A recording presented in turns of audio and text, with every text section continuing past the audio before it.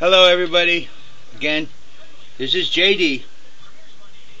You know, somebody once said a long time ago, it's lonely at the top. Sometimes you have to make decisions that your friends don't like, your political party won't stand for. You have to be there for the good of the country. Now what am I talking about? I'm talking about that pipeline to run from the Gulf of Mexico all the way up through to Canada. Our friend Obama can't see the foresight in developing that pipeline.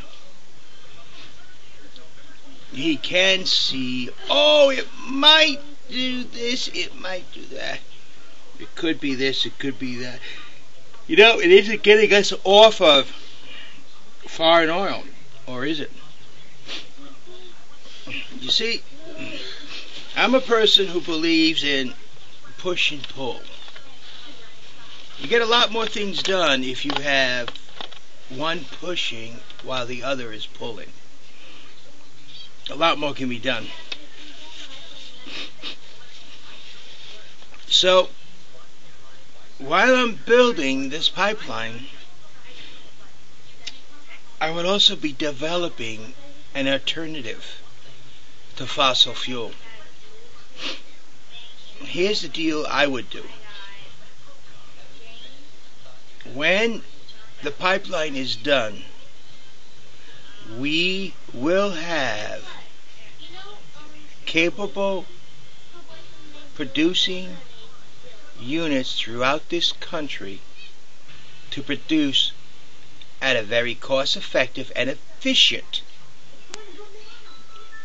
hydrogen fuel. The beginning to replace fossil fuel. See, we know fossil fuel will eventually become gone. It's going to happen. There's no question about it. Hydrogen fuel, though, on the other hand, is about as renewable as it comes for our present state of technical development. It's totally renewable because when you burn it, it produces water vapor. And what's nice is you take water to produce hydrogen and oxygen. So as you can see, I would not be against building a pipeline to transport oil, which down the road will end up transporting Gulf water up to Canada. You see, sooner or later, we're going to be going to hydrogen as a fuel. But if we have the people who want the oil help make the hydrogen, there will be a transition from one to the other.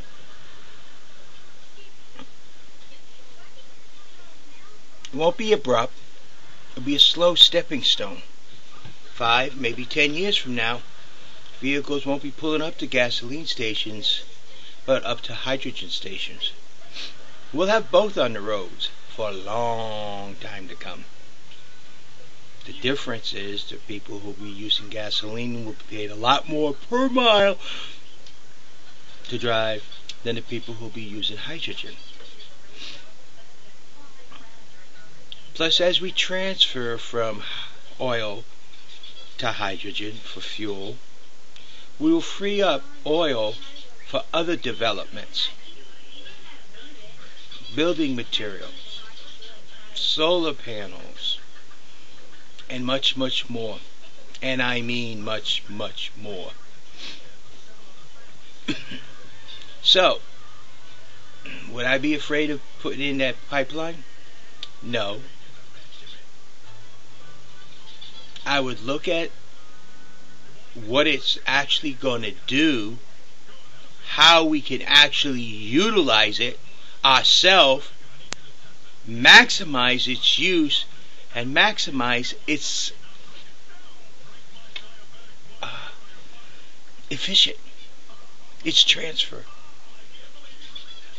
In other words, I would use everything about that pipeline to further the independence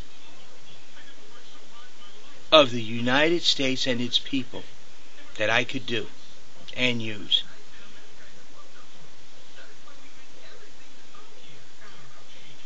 Yes.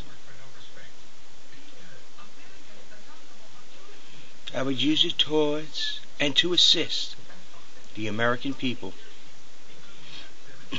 I wouldn't hold it back, but I would ensure that we get, as a nation, the maximum out of that pipeline, which is not only a pipeline to transport oil, but a pipeline that will help the development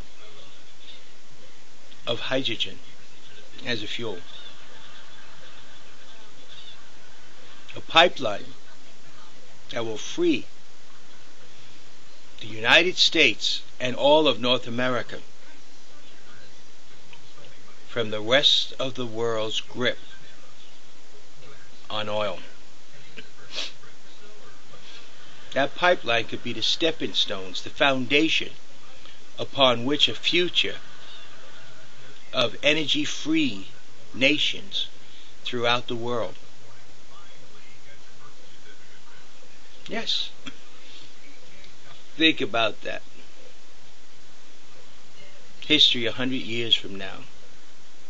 Talking about how we became totally independent with reusable fuels. And it was all caused by an oil pipeline. I mean, it's like our own independence with driving. Our driving, our freedom to drive from one end of the country to the other, is all caused by one little invention. You might say, oh, the automobile. No, the automobile follows that invention. Oh, the wagon. No, the wagon was years and years before. One little invention. The steam engine. And you say, well, what does that have to do with cars and everything? It has nothing to do with cars. It has to do with trains. When trains started transporting us from major town area to major town area, we weren't satisfied with that. We wanted to go to all the towns. Couldn't build the tracks for all the towns. But with the development of the gas engine and the automobile, we did do that. But that hunger for that ability was all started by the train.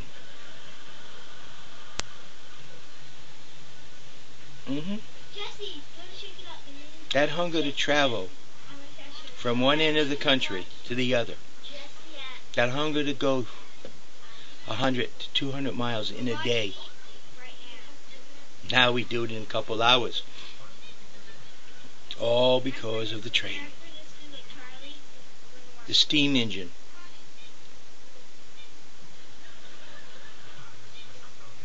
That steam engine enabled us to sail across the ocean in several weeks instead of months on end, which ended up producing the automobile, which ended up producing the aeroplane. Now we cross those vast oceans which used to take months on end in hours. All because of a steam engine. A step forward utilizing. Same thing goes with this pipeline. I would utilize it as a stepping stone. I would not be afraid because I know what we can do. Besides, it provides jobs for everybody. A lot of people would get jobs out of it. But more important than anything else, we could utilize it to free us from our dependency on oil by requiring the same amount of money used to build this pipeline be used to develop hydrogen as a fuel. We're almost there, people. We just got to be brave enough and strong enough to take that step.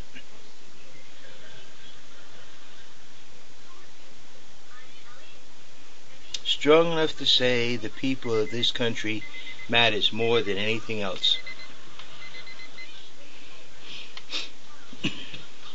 Sometimes a step backwards is a leap forward. We will be off oil. That's inevitable. It's, are we going to be the leaders or are we going to be the followers? We will clean up this nation. That's inevitable. But are we going to be the leaders or are we going to be the followers?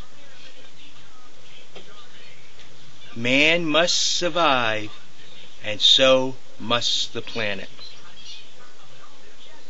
It can be done together.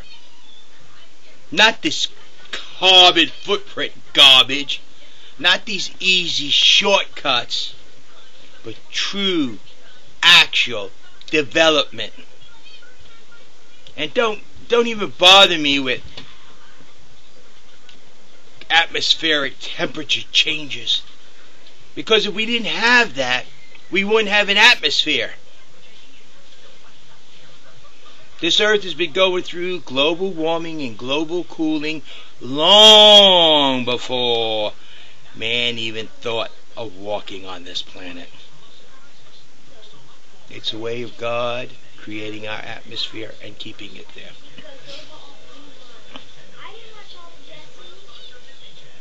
The sun constantly tries to burn the planet, and the earth constantly tries to cool it.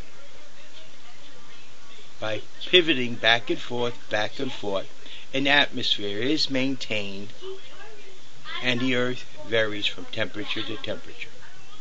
That's why sometimes the Gulf of Mexico goes all the way up to St. Louis. And other times the Gulf of Mexico is dry land, growing crops for people. It all depends on what cycle we are in. I honestly believe the weathering conditioning we're experiencing, the unusual weather conditioning, is a switching that's beginning to happen, turning from global warming to global cooling. Because when you have those traumatic changes, you have the atmosphere, which will no longer follow regular patterns, but change and set up new patterns.